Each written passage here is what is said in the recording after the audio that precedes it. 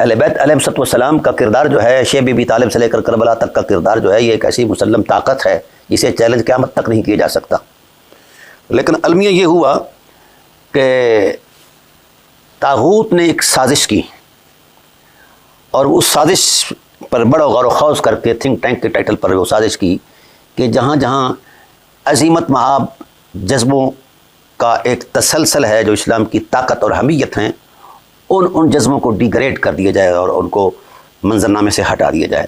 تو اس لیے پھر وہ لابیاں بنائی گئیں، اور پھر ان لابیوں نے، اس سرمایہ نے نام نہاد مسلمانوں کو متاثر کیا، اور نام نہاد مسلمانوں نے ان لابیوں کا اعلی کار بن کر ان عظمتوں کو پامال کیا جن عظمتوں نے ہم تک دین پہنچایا، قرآن پہنچایا، خواہ وہ عظمت اصحاب ہو، خواہ وہ عظمت اہل بیت علیہ السلام ہو۔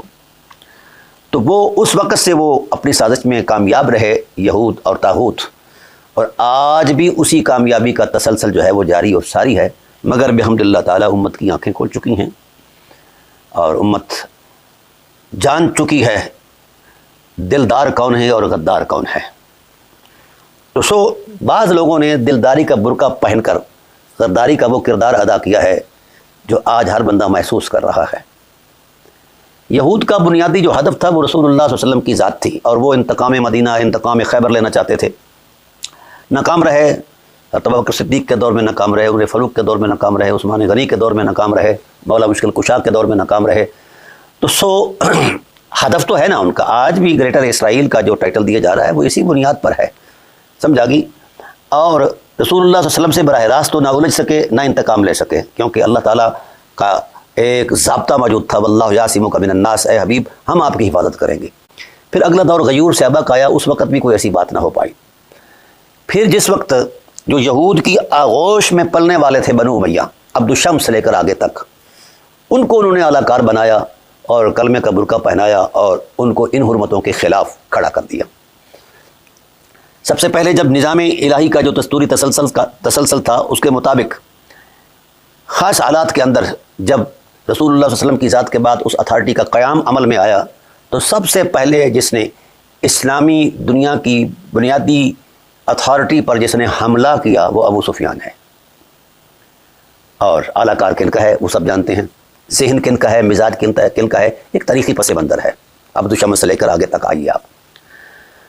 پھر اس کے بعد یہ تسلسل جاری رہا، اور پھر اس کے بعد جب مولا کائنات کا زمانہ عظمت آیا تو پھر ابو سفیان کا بیٹا معاویہ مد مقابل آ گیا، اور وہی چیزیں اور وہی معاملات، یہ وہ حقیقتیں ہیں جن کو محقق اہل سنت کے ہزاروں نہیں لاکھوں علماء نے اپنی رشات قلم میں بند کیا ہے، اور اصحاب رسول اللہ رضوان کی عینی شہادتوں کے تصور میں ایسا نہیں کہ خیال آرائی۔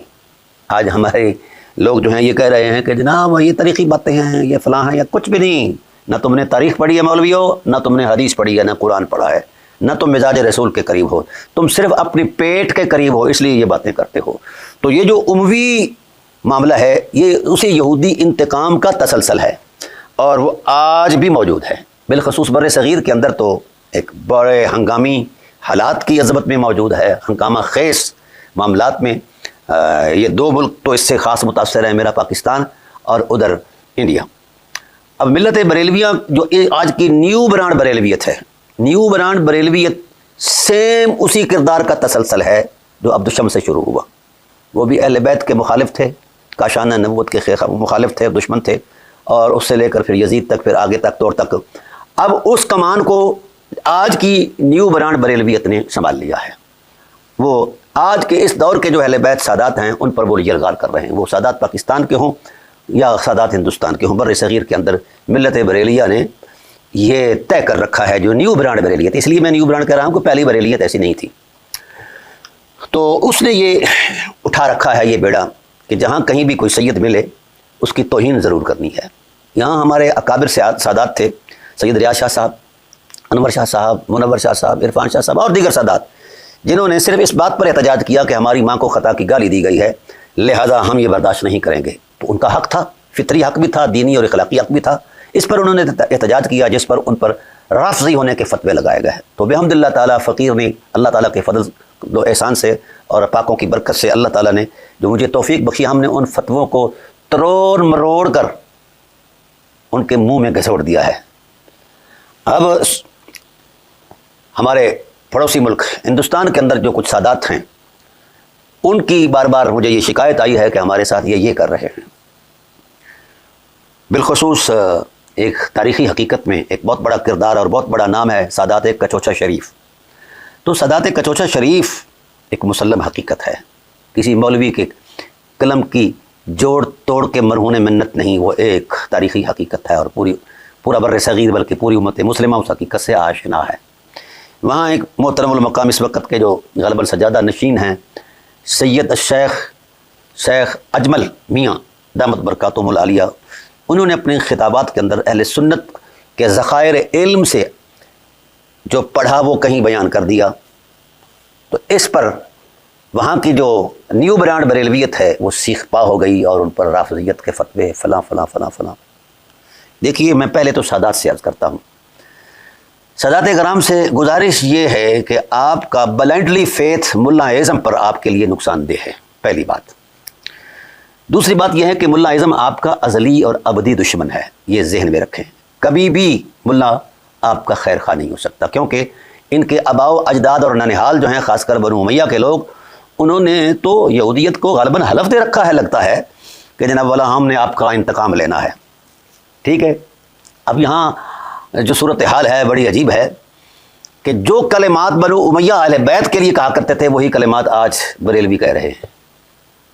وہ بھی گالی دیا کرتے تھے اہل بیت کو، اور ملت بریلویہ جو آج نیو برانڈ بریلویت ہے وہ بھی اہل بیت کو گالیاں دیتی ہے، کبھی رافضی ہونے کی گالی دیتی ہے، کبھی شیعہ ہونے کی گالی دیتی ہے، کبھی تفضیلی ہونے کی گالی دیتی ہے۔ تو میں ایک بات کی وضاحت کر دوں کہ اس وقت کی جو نیو برانڈ بریلویت، اس کے پاس نہ علم ہے، نہ تدبر ہے، نہ فہم ہے، نہ شعور ہے، نہ حیا ہے، نہ وقار ہے۔ یہ اسی مائنڈ سیٹ پر ہے جو شام میں مرکب ہوا اس وقت ابو شمس کے ساتھ سے لے کر آج تک، وہ اسی کا تسلسل ہے۔ لیکن میں سادات سے گزارش کرتا ہوں کہ آپ کے آباء و اجداد نے ان کبوں کی طرف کبھی دھیان ہی نہیں کیا، وہ اپنی مستی میں اپنے کام کرتے رہے، یہ کائیں ہر دور میں کرتے رہے اور آج بھی کر رہے ہیں۔ ان ملاؤں کی یہ جو بکبک ہے یہ صرف کبوں کی کائیں ہے، اس کے علاوہ اس کی کوئی حیثیت نہیں ہے، نہ ان کے پاس کوئی علم ہے نہ دلیل ہے۔ یہ جو تشیع پر یعنی سنیوں کو شیعہ کہہ کر اپنا ہوس سے نفس کو تازہ کرتے ہیں، تو ان سے پوچھا تو جائے پہلے۔ مثلا میں بریلوی ہونے کی نسبت سے یہ بات کر رہا ہوں، اعلیٰ حضرت فاضل بریلوی رحمۃ اللہ تعالیٰ علیہ ایک بہت بڑی علمی شخصیت تھے۔ اب آئیے، جب میں نے ان کی تخلیقات کے اندر غور کیا، ریسرچ کی ان کتابوں کے اندر، اپنا فتح رضویہ شریف سے لے کر باقی جتنی بھی ان کے نام سے منسوب کتابیں ہیں، اور چونکہ میرا حدیث شریف پر الحمدللہ تعالیٰ ایک خاصا ورک ہے روایت اور درایت کے اعتبار سے، تو میں نے جس وقت غور کیا تو 71% جو روایات ہیں رضوی ٹائٹل پر چھپنے والی کتابوں کے اندر، وہ روایات شیعہ اور روافظ کی ہیں۔ یہ ہے ملت بریلویہ کی غیرت کا تصور، 71%۔ تو کس بات پر آپ اس وقت کے سادات سے الجھتے ہیں؟ یہ ہے، اور پھر آپ کے مدارس میں آج بھی شیعہ کی کتابیں پڑھائی جاتی ہیں۔ بھائی نفرت کرنی ہے تو پوری نا، تمہیں تو علم پڑھنا پڑھانا سکھایا ہی شیعوں نے ہے، صرف 22 سے لے کر آگے تک طور تک آپ اپنی درسی کتابوں کا جائزہ لے لیں۔